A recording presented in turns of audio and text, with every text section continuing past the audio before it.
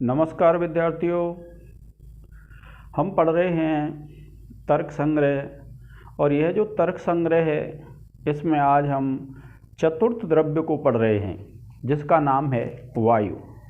तो वायु जो द्रव्य होता है उसका लक्षण देते हुए अन्नम भट्ट ने कहा है रूप रहित स्पर्शवान वायु। क्या कहा? रूप रहित स्पर्शवान वायु। आपको यह लक्षण याद कर लेना है क्योंकि जो लघुत्तर प्रश्न आते हैं 2 नंबर के उसमें इसको पूछ लेता है वो। तो कौन सा? रूप रहित स्पर्शवान वायु कि जो रूप से रहित होता है लेकिन स्पर्श से युक्त होता है उसको क्या कहते हैं विद्यार्थियों? वायु कहते हैं। वायु द्रव्य है। कौन सा होता है वायु द्रव्य? जो रूप से रहित हो और स्पर्श से युक्त हो। फिर क्या कहते हैं? सद्विविधो कि वह कितने प्रकार का हो जाता है? 2 प्रकार का होता है। कौन सा? नित्यो अनित्यश्च, नित्य और अनित्य। यानी जो वायु द्रव्य है वह 2 प्रकार का हो जाता है, नित्य और अनित्य। तो क्या कहते हैं? नित्यो परमाणु रूप कि नित्य कैसा होता है? परमाणु रूप होता है। तो नित्य वायु द्रव्य उसको कहते हैं जो परमाणु के रूप में होता है, और अनित्य कार्य रूप। और जो कार्य के रूप में रहे उसको क्या कहेंगे? अनित्य कहेंगे, यानी जिसको कार्य के रूप में प्रयुक्त कर दें। फिर यह क्या कहा है? पुनस्त्रिविध कि यह पुनः 3 प्रकार का हो जाता है। कौन सा? शरीर इंद्रिय विषय भेदात। शरीर इंद्रिय और विषय के भेद से कि भैया उसके 3 भेद हो जाते हैं, शरीर इंद्रिय और विषय। किसके? वायु के। तो इसने कहा है सब पुनस्त्रिविध शरीर इंद्रिय विषय भेदात कि वह जो वायु है पुनः 3 प्रकार की हो जाती है, शरीर इंद्रिय और विषय। फिर कहते हैं, देखिए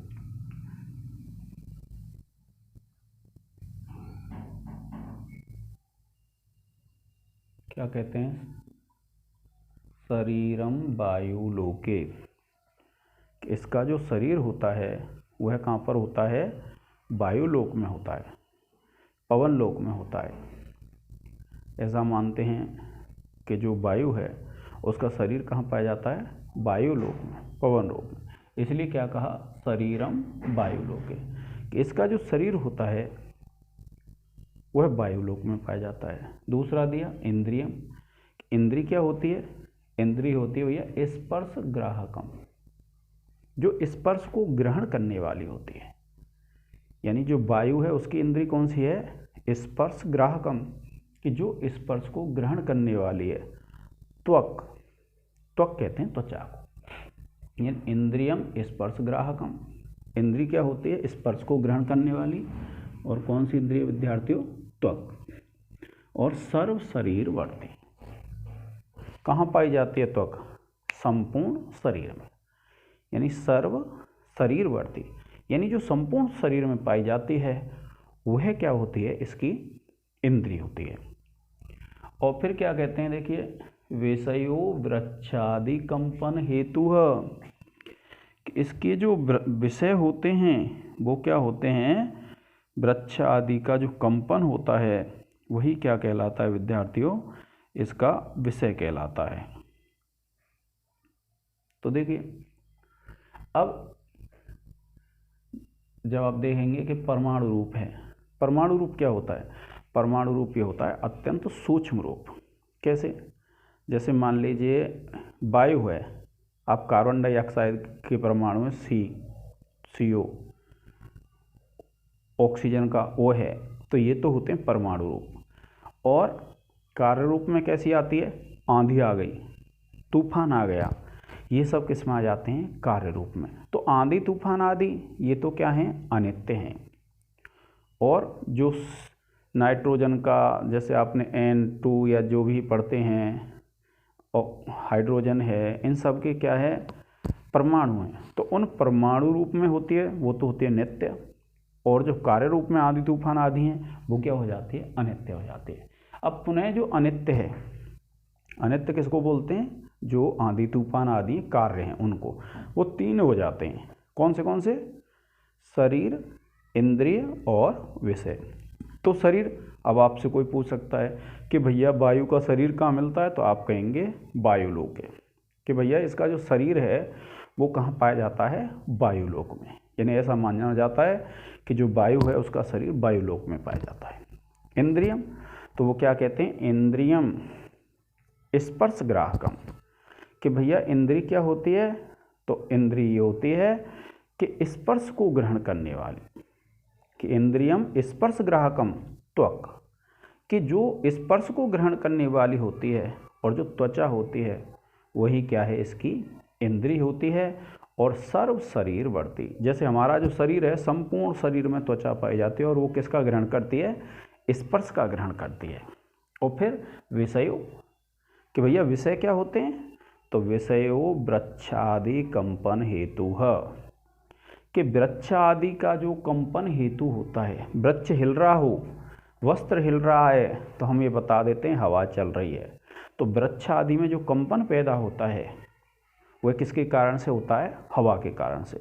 तो वृक्ष आदि के कंपन का जो हेतु होता है उसको क्या कहते हैं विद्यार्थियों, वायु का विषय। तो फिर क्या कहते हैं, देखिए अब क्या कहते हैं, किस कहाँ विषयों वृक्षादि कंपन हेतु, और फिर कहते हैं विद्यार्थियों शरीरांतः संचारी वायु प्राण, शरीर के अंदर जो संचरण करने वाली वायु होती है उसको प्राण वायु कहते हैं। क्या कहा कि शरीरः अंतः संचारी वायु प्राण, कि शरीर के अंदर जो संचरण करने वाली वायु होती है उसको क्या कहते हैं, हम प्राण वायु कहते हैं। शरीरः अंतः संचारी वायु प्राण, कि जो शरीर के अंदर संचरण करने वाली वायु होती है उस वायु को कहते हैं हम प्राण वायु। और फिर क्या कहते हैं, देखिए नंबर सचैकोपी, कि स माने वो है कौन, वह जो प्राण वायु है, एकोपी एक होने पर भी, उपाधि भेदात उपाधि के भेद से, प्राण अपान आदि संज्ञा लभते, कि वह जो अंतः संचारी जो वायु है वो एक है, लेकिन क्या होता है कि उपाधि के भेद से वह प्राण अपान आदि संज्ञाओं को प्राप्त करती है। यानी वायु कौन सी होती हैं, तो प्राण वायु है, प्राण अपान उदान व्यान, और व्यान है विद्यार्थियों ये व्यान और समान। ठीक है, तो ये आदि से इनका ग्रहण कर लेंगे। अब जो प्राण वायु होती है तो हृदय में जो विद्यमान रहती है जिससे हम श्वास लेते हैं वो तो क्या कहलाती है, हमारी प्राण। तो हम कहेंगे हृदय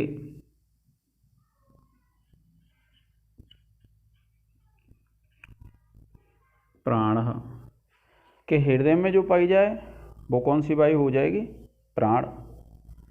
दूसरी है देखिए गुदे अपान, और जो गुदा में पाई जाए गुदे अपान, कि जो गुदा में पाई जाती है उस वायु को क्या कहते हैं, हम अपान वायु कहते हैं। और समानो नाभि संस्थितः, और समानो नाभि संस्थितः, यानी जो नाभि में पाई जाती है उसको क्या कहते हैं, समान कहते हैं। और कंठ देश स्थो क्या कहते हैं, उदान। उदान क्या होती है, कंठ देश स्थ,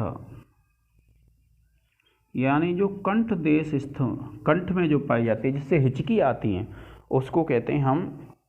और व्यानः सर्व शरीरगः, सर्व शरीर गह।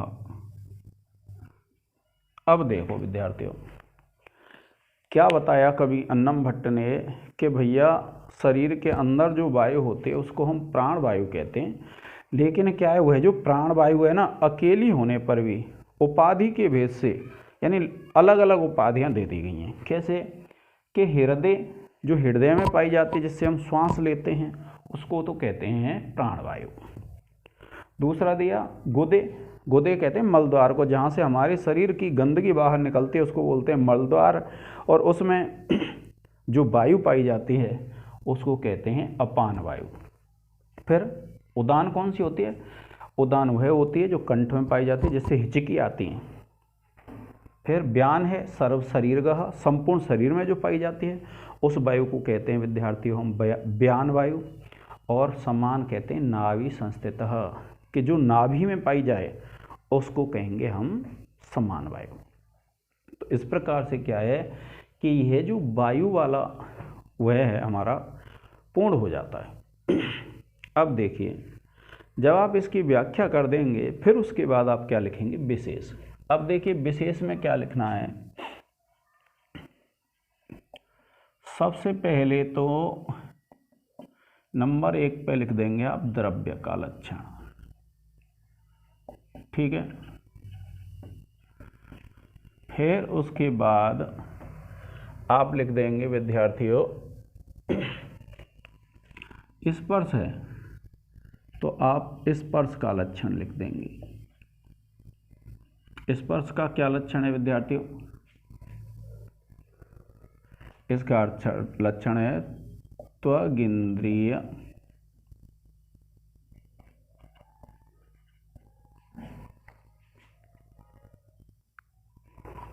देखिए क्या लिखेंगे? त्वगिंद्रिय मात्र ग्राह्यो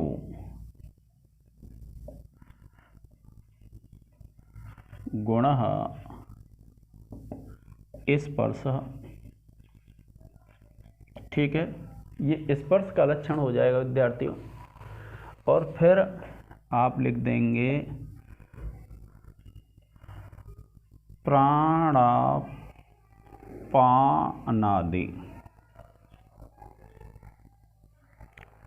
5 वायु हैं जिनका वर्णन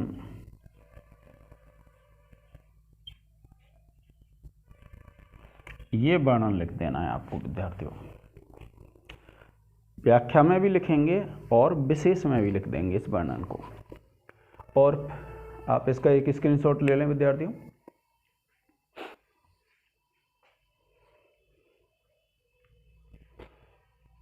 अब देखिए फिर आप आ जाते हैं किस पे?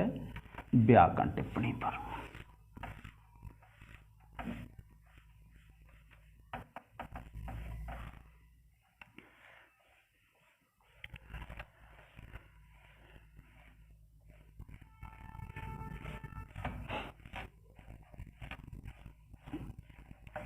अब देखिए व्याकरण टिप्पणी जब अब देखेंगे तो यहीं से शुरू कर देता हूं मैं।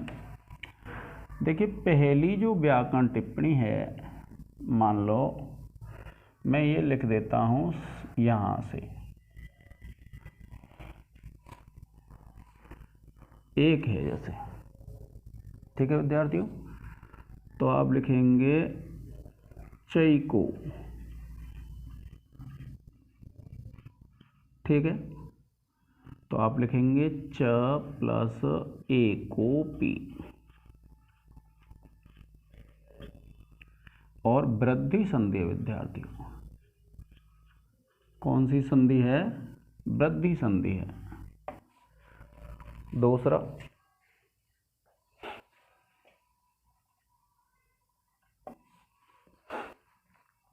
दूसरी जब व्याकरण टिप्पणी लिखेंगे तो यही लिख देंगे चैको पी। तो आप लिखेंगे विद्यार्थियों चैको प्लस अपी। और आप संधि लिख देंगे पूर्व रूप। फिर उसके बाद तीसरा है, देखिए तीसरे में लिख देते हैं आप, मान लीजिए भेदात लिख दें, आप लिख देंगे भेद शब्द है पंचमी विभक्ति एक वचन। फिर देखिए चौथा है,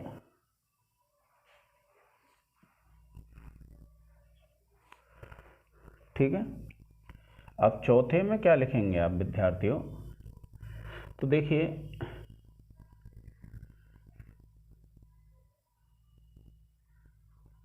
पुनस् त्रिविधा, पुनस् त्रिविधा,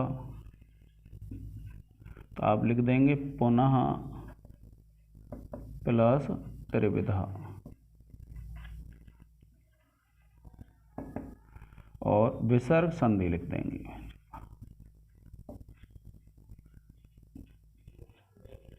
ठीक है। उसके बाद पांचवा, अब पांचवें में क्या लिखेंगे विद्यार्थियों, जैसे आप लिख देते हैं वृक्षादि,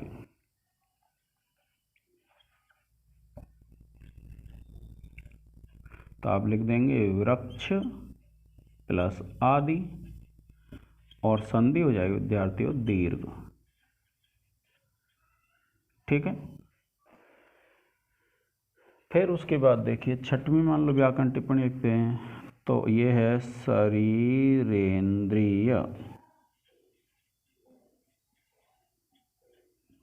तो आप लिख देंगे शरीर प्लस इंद्रिय, और संधि लिख देंगे विद्यार्थी इसमें गुण, और सूत्र लिख देंगे आद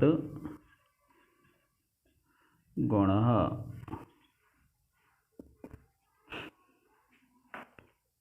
ठीक है विद्यार्थियों, आद गुण लिख देंगे। और फिर देखिए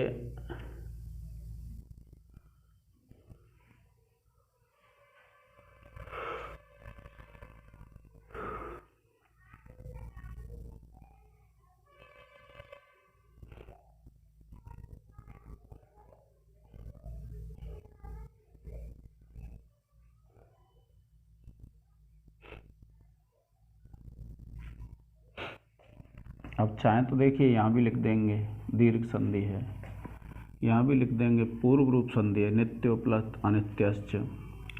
इसके बाद देखिए सा है, तो आप लिख देंगे तद शब्द पुल्लिंग प्रथमा विभक्ति एक वचन। तो इस प्रकार से विद्यार्थियों इसकी अनेक व्याकरण टिप्पणियाँ हो जाएंगी।